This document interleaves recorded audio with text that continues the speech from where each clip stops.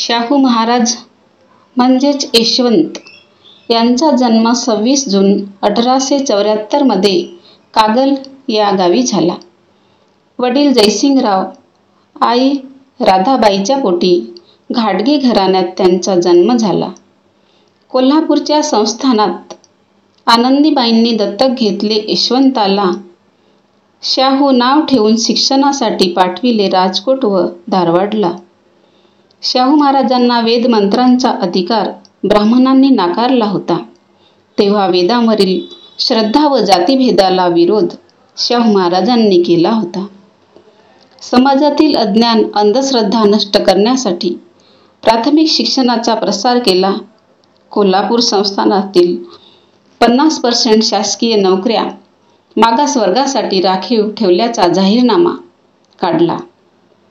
बाबासाहेबांना इंग्लंडमधील उच्च शिक्षणास अर्थसहाय्य महाराजांनी केला. माणगाव येथील परिषदेत अस्पृश्यांचा खरा पुढारी. माणगाव येथील परिषदेत अस्पृश्यांचा खरा पुढारी म्हणून बाबासाहेबांचा गौरव राजर्षी शाहू महाराजांनी केला.